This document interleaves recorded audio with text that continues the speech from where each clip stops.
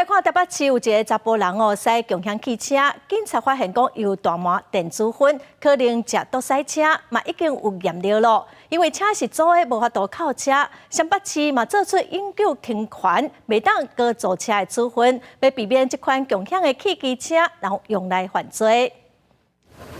赛车摇摇摆摆，违规划过上黄线，顺路警员查落来，超出有毒的电子烟。这大麻哈，你没有抽，为什么会有这个东西？扣到的烟油成分掺有大麻。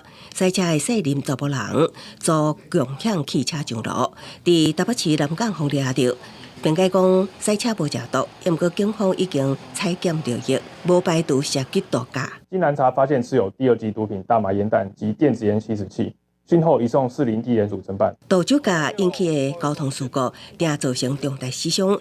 即马搁较有人借着共享汽机车自行卡要起互查到，也会当规避事后扣车等状况，造成共享园区变作交通安全的一道隐忧。民众使用共享运具，如果有毒驾的一个行为，我们一旦查获，就会通报给所有的共享运具业者来实施联合性的一个停权。先为新北市来看，只要互警方处理有无照驾驶、口座外招等情形，已经甲业者合作，采用永久停权，搁较伫今年6月，将毒驾列为重大违规行为。